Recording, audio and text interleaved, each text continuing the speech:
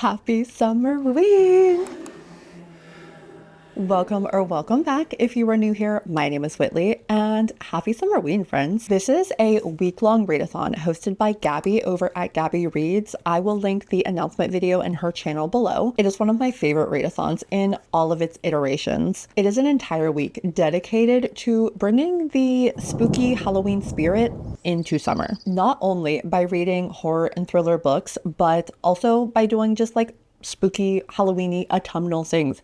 Gabby has created a little bingo board with some non-reading activities as well that I will absolutely be participating in, so we'll see how many bingos we can get, but you can celebrate however you wish. I am personally going to be kicking off the readathon by heading to one of my favorite bookstores / cafes. I'm gonna get a coffee, I'm gonna get a treat, and I'm gonna get some good reading done. But first, I have to figure out what I'm actually going to start reading. I have a huge pile of possibilities. Do I think I'm going to get through all of these? Absolutely not, but your girl likes options. So these are the physical ones that I have. We have Midnight Timetables by Bora Chung. This is a short story collection. We have Knock Knock Open Wide. This is an Irish folktale horror. We have The Deep by Nick Cutter. This is oceanic horror. Camp Damascus by Chuck Tingle. This is a gay conversion summer camp horror. And we have The Ruins by Scott Smith. This is a jungle vacation horror. I also have quite a few things on my e-reader that I would love to get around to. There is Dear Laura. There is The Pale White. There is The Mean Ones. So I'm not actually sure what the reading plans for the week are going to be. I definitely am going to hit all of the Summerween prompts. I'm just not sure with what yet. I'm just going to let the week take me where it takes me, kind of do a little mood reading. I know. Who is she? But I actually need to make a decision and decide what I want to bring to the bookstore with me and what we're going to kick off the readathon with. I'm so torn. I'm thinking either Camp Damascus or Knock Knock Open Wide, but also The Ruins.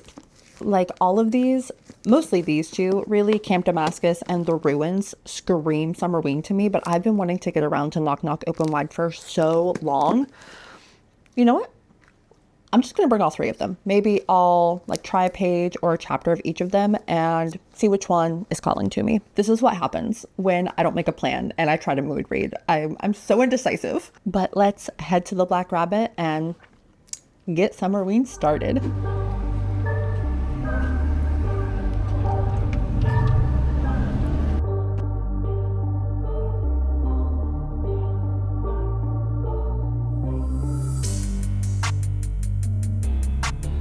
Okay, so I've narrowed it down to two. I have Knock Knock Open Wide and The Ruins. So we're going to read a page or two of each and see which one is calling to me more.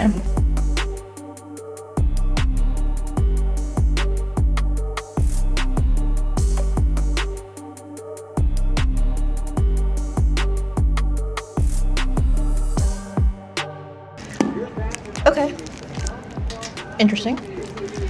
Let's see how Knock Knock Open Wide opens.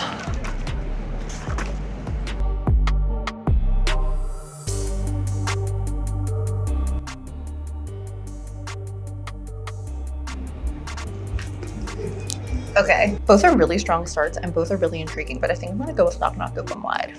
I am gonna go inside to read though. It is hot out here.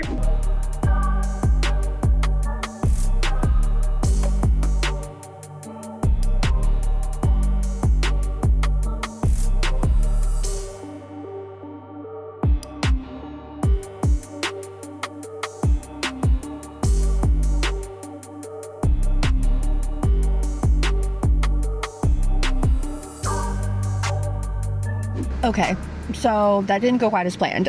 It is so busy in there and your girl got overstimulated. I was like reading the same lines over and over again and it was not computing, and it's too hot to sit outside. But I still had a great time. It was a good kickoff. I got a Camp Crystal Lake coffee. They have a couple of like Summerween menus. So cute. Coffee's delicious. I had a little muffin. So great kickoff either way. I also actually started listening to the audiobook of Camp Damascus on the way over. I got about an hour into it. I mean, granted, I only made it to like chapter 2, which is about 25 pages, but I'm liking it so far. Part 1 ended in Yeah, I'm baffled. Like, what is happening? And we're only 20 pages in, which is a great sign. But maybe I am just not a bookstore cafe reading girl, because I just got overstimulated. There were too many people. I couldn't do it. So we are actually going to head over to the Book Rack because they are having a 4th of July event this weekend. So they're going to have a bunch of deals. They're having like local authors. So of course, we're going to check that out while we're over here. The Book Rack is another indie bookstore, but it's all used books. So that's my kind of book shopping. I'm also going to listen to some more of Camp Damascus on the way. Let's go.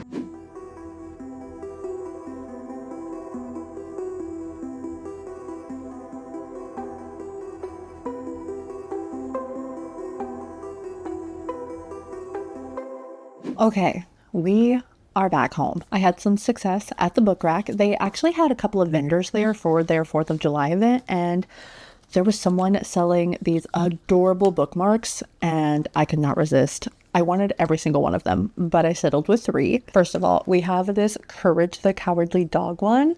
It says, "The things I do for love." So cute. And then the adorable, so timely, little Summerween bookmarks. They are too cute. I will be using them all week, all summer. I also managed to grab a couple of books.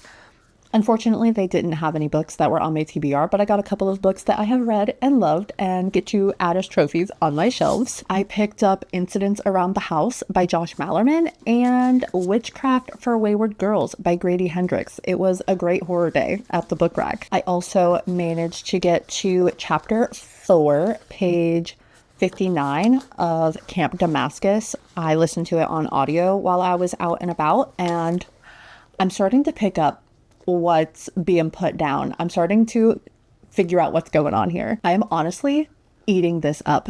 I'm loving Chuck Tingle's writing. We're following a teenager named Rose. Her family, her entire community is very religious. I honestly don't want to go too much into the synopsis of this one. I mean, literally the only thing the back of this book says is, "Welcome to a God-fearing community with a heart of gold.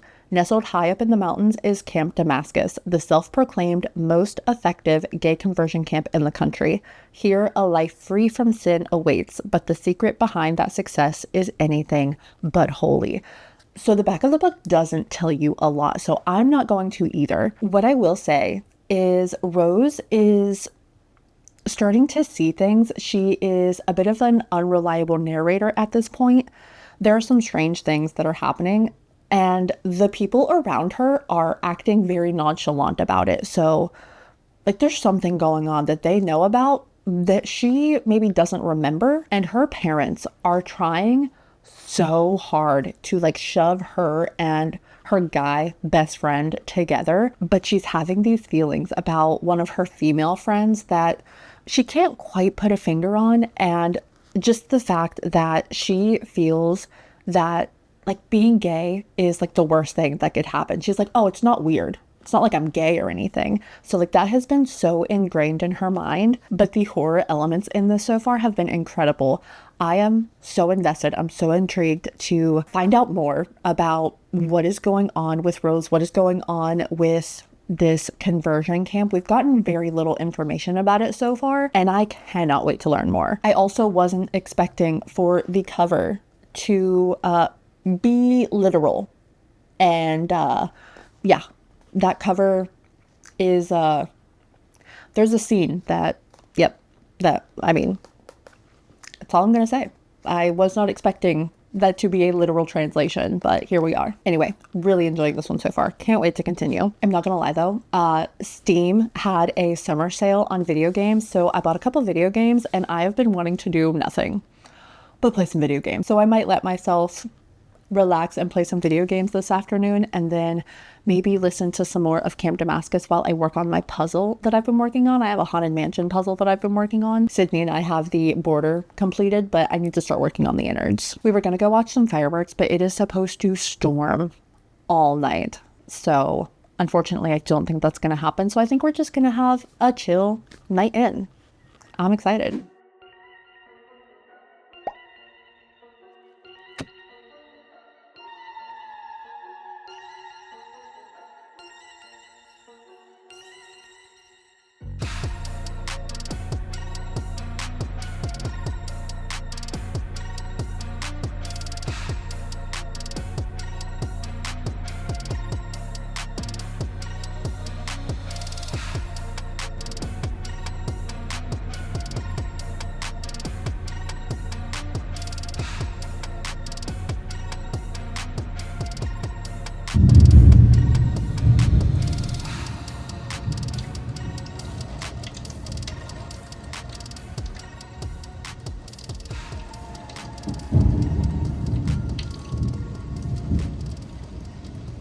Happy day 4 of Summerween, friends.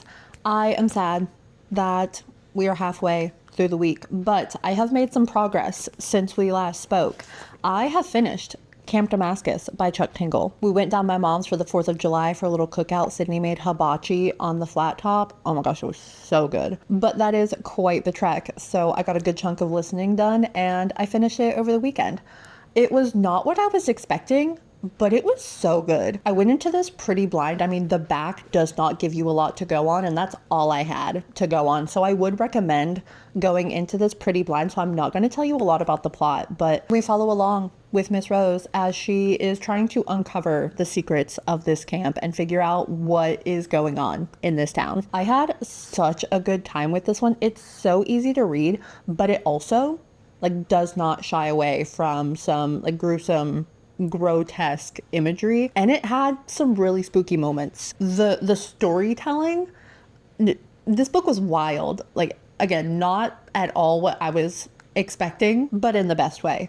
This book also obviously has a lot of queer trauma. It was heartbreaking and disgusting. It is a very heavily religious horror, so if that's not your thing, maybe skip this one, but I really enjoyed seeing kind of both aspects. This did a really good job of, showing a lot of the bad, but it also showed some of the good. There was one line that I really enjoyed because one of the characters, even through everything that they had been through, he still kept his face. And Rose says, "It's not so much the faith I'm upset about. It's the hate and fear disguised as concern and charity. Faith is just a vessel. And while it can certainly be used to justify truly horrible things, maybe I'm letting the aggressors off the hook by blaming faith itself." And not to get into religion, but I really liked that statement. I very much agree with that sentiment. So yeah, it definitely had both sides of religion talk, and I really enjoyed it. Chuck Tingle's writing and his storytelling is so unique. So many of his ideas, not just this book and where it went, but all of his other horror books just sound so interesting to me. His ideas are just so unique, and I cannot wait to check out more of his stuff. I also recently found out that he also writes parody smut, so maybe need to check some of that out. I think I'm gonna land on a 4-star. It wasn't anything groundbreaking, but I really enjoyed it. We got some good body horror, a lot of mystery and intrigue. Really enjoyed the topics, loved the writing style, loved the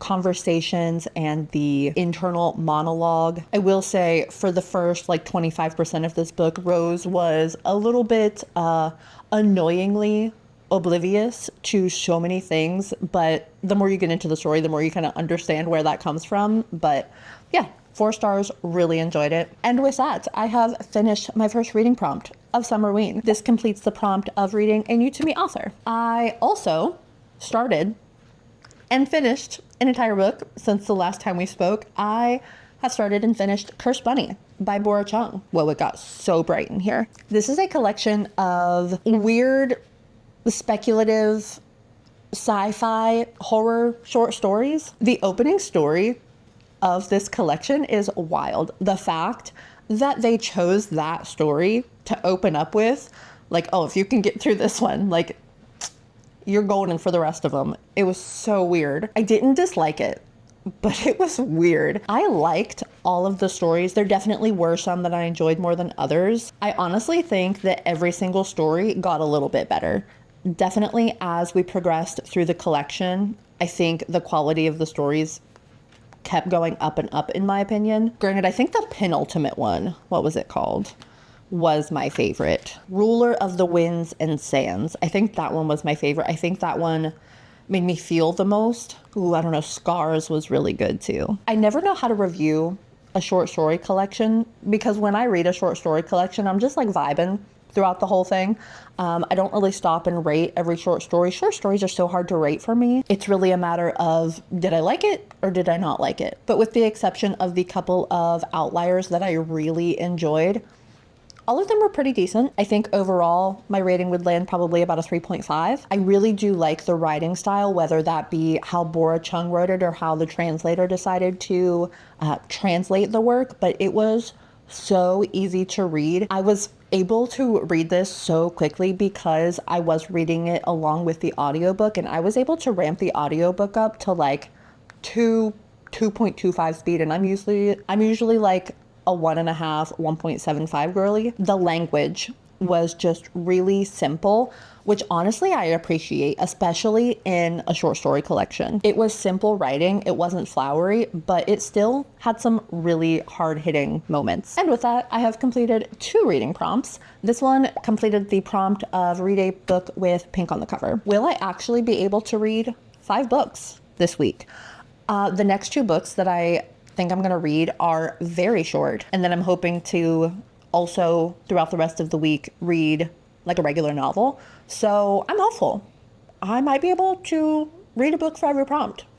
I guess we'll see. I think I might start my reading a book in the dark tonight. I had a couple of options lined up on Kindle Unlimited, but Libby had other plans. My hold for A Short Stay in Hell actually just came in, so I think I'm gonna read that instead. I don't know much about this one other than it is a horror novella, and I've heard amazing things. I know that it takes place in a library in hell, and it's apparently very existential, dread kind of horror, and honestly that sounds so good. I'm so here for that. I also started one of my next shorty books this morning. I started listening to The Laws of the Skies by Gregor Courtois. I'm pretty sure he's French. This is translated. I wasn't aware that I was listening to another translated book until I actually borrowed the audiobook. So apparently it is a week of religious books and translated books. I'm not mad about it, but I think this audiobook is only like 4.5 hours. I'm not gonna say a lot because it is such a short book, but we're following a first grade class. I think there's 12 kids and like 3 adults. They all go into the woods for a camping trip, which very quickly declines further and further into catastrophe. I am honestly loving this so far. It's so fast paced. It's so tense. I'm loving the writing. The only thing I will say so far is I am purely listening to the audiobook, and not necessarily the chapters. There are no chapters. They're just broken up into parts, but the perspective switches multiple times, and the audiobook narrator doesn't do a very good job at, and maybe that's how it's written, but the narrator doesn't do a good job of letting you know when we've switched perspectives. It just goes right into, like, there's not even a pause. Like, he just goes from one sentence to another, and in that sentence we've switched perspectives. So I found myself having to kind of rewind when I realized we've switched perspectives to kind of put my head into that perspective. But other than that small complaint, so good so far. So I think I might go to the gym. I would go to the park, but God, it's so hot. So I think I might go to the gym and do a little audiobook walk because I really want to keep reading this.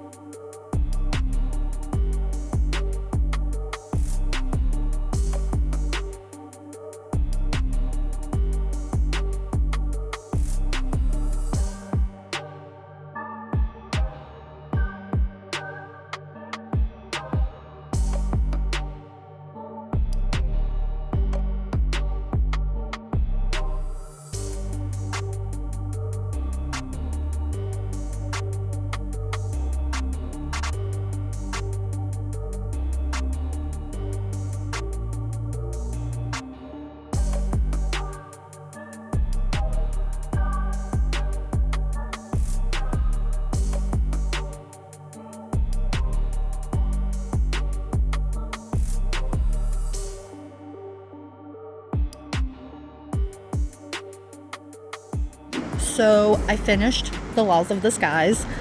That was a lot bleaker than I thought it was going to be. If I would have read the synopsis, I would have known, but I went into this completely blind, and wow, that was macabre, melancholic. I don't know if I could recommend it, maybe to someone that likes really dark, bleak horror. Honestly, it feels weird saying I enjoyed it, but I enjoyed it. The writing was so good. It was tense. It shocked me in a couple of spots. I mean, it wasn't anything crazy. I mean, I read a lot of horror, so maybe if you don't read a lot of horror, it could be like really intense for you, but it was honestly just 160 pages of accidents and violence and catastrophes and misery. I was waiting for like this light at the end of the tunnel at the end of the book, and it just didn't come. And if you want to read this, just know that. But again, I enjoyed it. I had a fun time. Sounds weird saying I had a fun time reading about a bunch of 6 and 7 year olds and some adults meeting violent ends, but I am who I am, I guess. The back of the book actually compares it to Winnie the Pooh and the Blair Witch Project, which I totally see, but also add in a little bit of Psycho, like Norman Bates, and it really just felt like this horrible, dark fairy tale. And again, the writing was so good. The author does such a good job at like sucking you in, pulling you into this story, and it's kind of like he's reading you a bedtime story, but the most horrific bedtime story you've ever heard in your life. I think I'm gonna land around probably a 4-star. Really enjoyed it, but I mean, wasn't a new all-time favorite. We have made it back to the apartment. Also, please do not mind my sweatiness and my grossness. I did a lot of walking, but then I decided that I was on the treadmill anyway.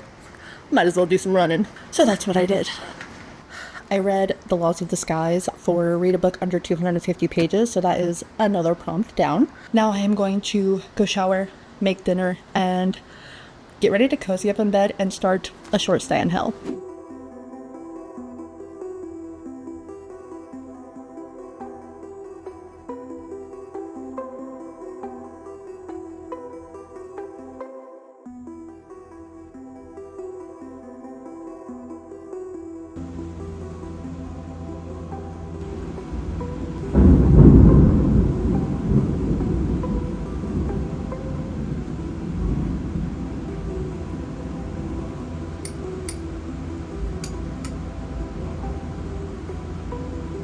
I'm not sure if you're going to be able to hear it,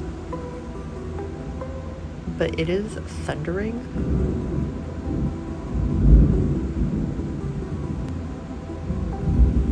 So loud. I'm loving the spooky ambiance while I'm reading, but it's going to be a pain in the ass when I try to go to sleep in a few minutes.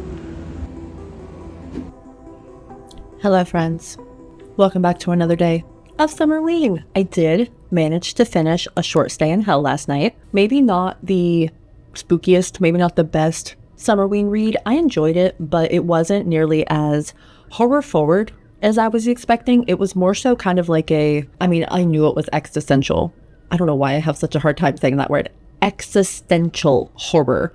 But it was more just kind of existential literary. I mean, there definitely were some like horror instances and themes, but it was a very like contemplative kind of book. It was kind of like what hell could mean for a lot of people, and even if hell is not the like fire and brimstone that we think it is, like there are so many different kinds of hells. It was definitely an interesting read, and just the vastness of this space that was explained. So we're following this guy that gets sent to, there are so many different kinds of hells, and he is sent to this one hell where there is this library, and it's the Library of Babel, if you've ever heard of that. It has every book that has ever and could ever be written. So any kind of combination of letters and symbols, that book is in this library, and they are tasked with, all of the people in this hell are tasked with finding their life story in this finite but ultimately infinite library. And we just follow this guy over billions and billions of years and his experiences in this hell. It was a decent little novella, but it didn't blow me away like it seemed to blow away a lot of other people that I've seen review this book. I'll probably land on like a 3.5. It was good. I was never bored. I liked a lot of the discussions that were had, but you know, it was just okay. It was good. I was also thinking about what I was going to pick up next. I was debating going back to Knock Knock Open Wide because I I really want to read that so bad. I know it's been on a couple of TBRs and it just keeps landing on the back burner.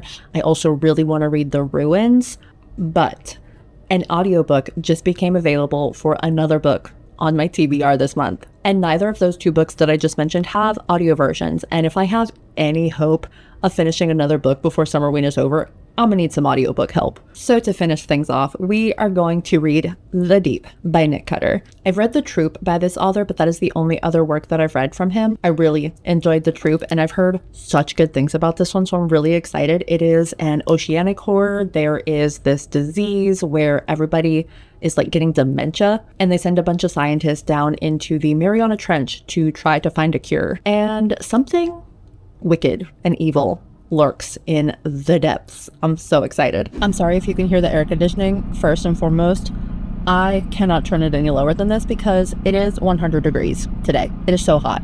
But we're at the library because, as you know, it is Summerween and we need a horror movie to watch. I have gotten rid of almost all of my streaming services, so we're here at the library to peruse and see if they have any good horror movies.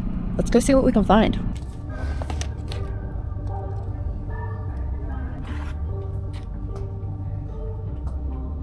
I've actually never seen The Exorcist. Maybe now's the time?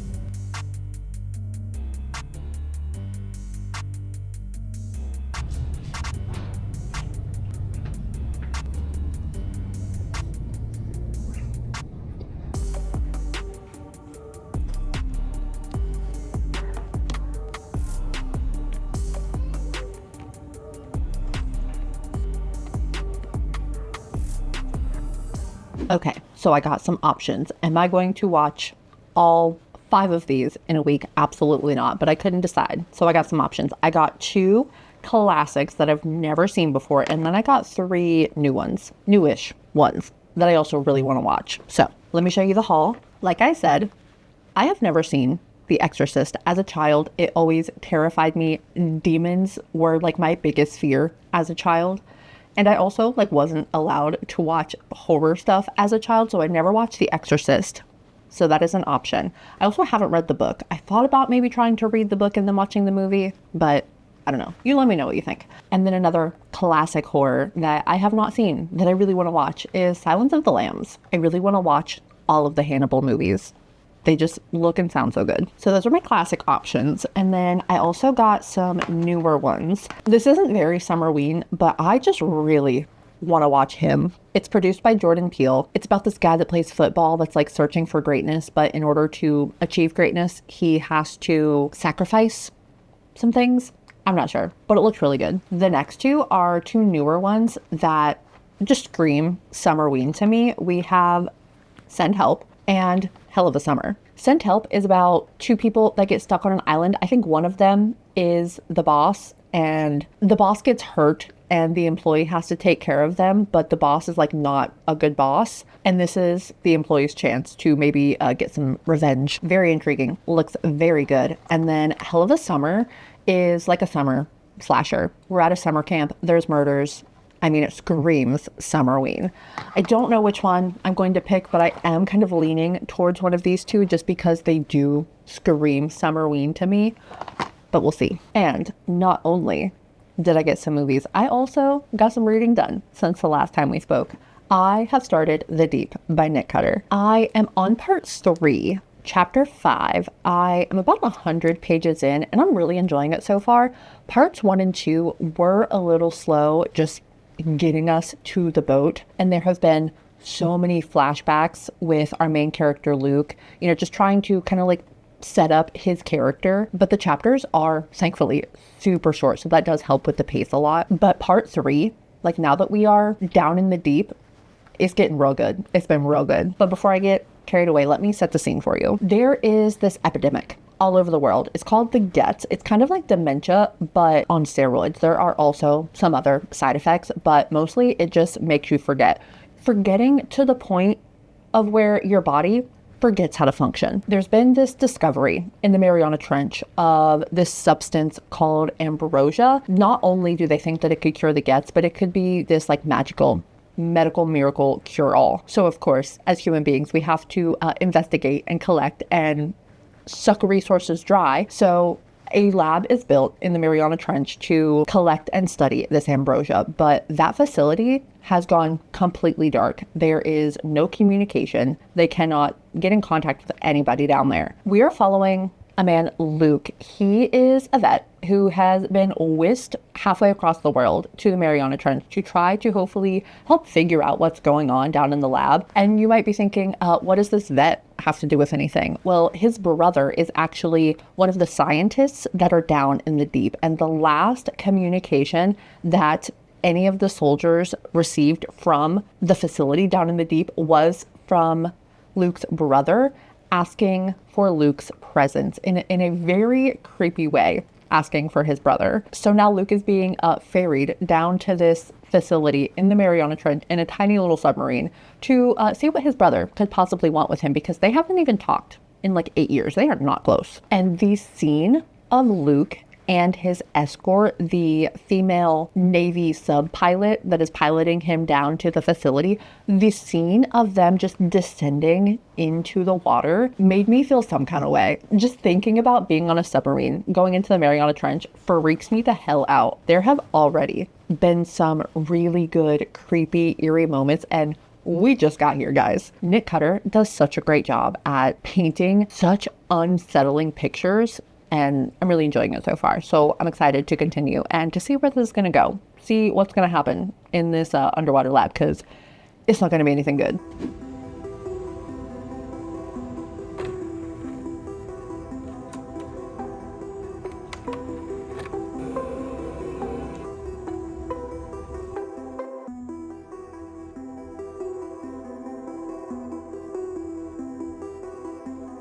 Hello friends, good to see you. You look amazing today. We're rocking a curtain bang a little bit today because my bangs are out of control and they need a trim. Anyway, I'm here to pop in to let you know that I have read quite a bit of The Deep by Nick Cutter. I am on page 252. I'm on chapter 14. No, I'm on part 4. Chapter 18, and I'm really enjoying it so far. I'm having a good time. A little bit of a niche comp, a little bit of a niche reference, but reading this, I cannot stop thinking about the Dark Pictures video game, Man of Medan. It's a choices based video game where you're stuck on like this ghost ship and you're trying to like save the people of the ship. This is giving that so much. That's all I can think about reading this book. Mix that with a little bit of It by Stephen King. I'm not gonna lie, I don't really know what's going on, but I'm vibing. I'm having a good time. They're now trapped in the underwater facility, trying to find a way back to the surface, all while trying to maintain their sanity. I have so many questions. There have been so many scenes that have legitimately creeped me out. There was one scene especially that was so claustrophobic and it got my heart up a little bit. Like, I was feeling it. I definitely am enjoying it, but I will say I am finding my mind wandering a lot. For some reason, this book just cannot hold my attention. I am mostly listening to it via the audiobook, and I'm catching myself quite frequently having to, focus up, and sometimes I'll even have to like rewind it a couple times to get back into the story. I don't know what it is. I am really liking the creepy descriptive writing and the metaphors, especially when it comes to the more horror aspects. But during some of the more mundane parts, I find that I don't know, maybe it's a little bit like over descriptive, maybe a little overwritten. And it seems to take a lot of focus and energy and effort to visualize what is happening in these scenes in this whole book, because I am the kind of person that needs to like see it as a movie in their head in order to like really grasp what's going on and to really like get immersed in the story. And that's just difficult for me in this book. I am excited to see where this is going to go. Again, I have so many questions and I have no idea where this story is going. So that's fun. I am enjoying it, looking forward to finishing it up to see how everything is going to conclude. I also have a project. So I'm going to show you. So right here, my vision, okay? Because I have so many bookmarks and they're all just in this, let me just show you. Let me just show you. They're all in this cup that I got from Owl Crate like years and years ago.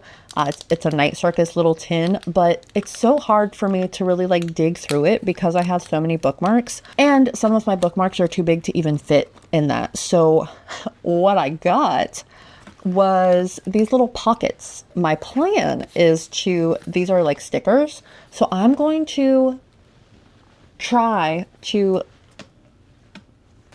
put a bunch of like sticker pockets on the outside of my bookshelf so I can like display my bookmarks, and I can just go up and pop one out when I need one. So I might work on that this evening. It's going to take some measuring though, because if they are not equidistant from each other, it'll drive me crazy. But I'm excited. I think it'll look so cute.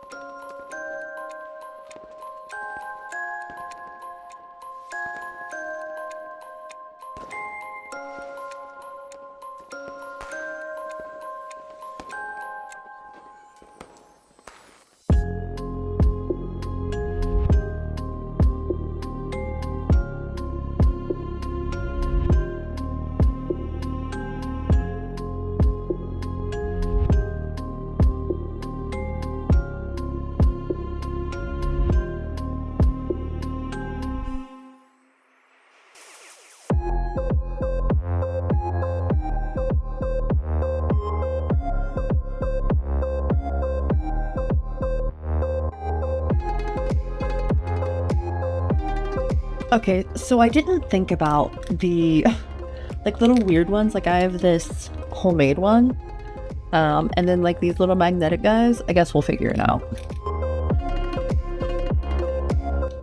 Also, do I want an order, or do I just kind of shove them in there?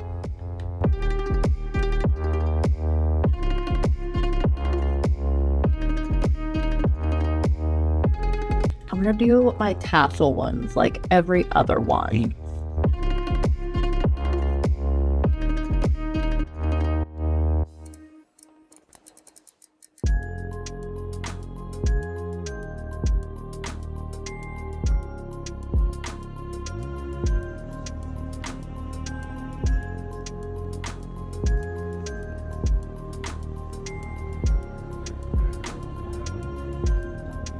Okay, I kind of love it. It's so cute. Happy final day of Summerween, friends. I had to rep the Michael Myers for our final day. I am here to close out the video. I also wanted to let you know that I did finish The Deep by Nick Cutter. Some of the content in this book was absolutely disgusting, like horrendous. It was so claustrophobic, so creepy, eerie, ominous.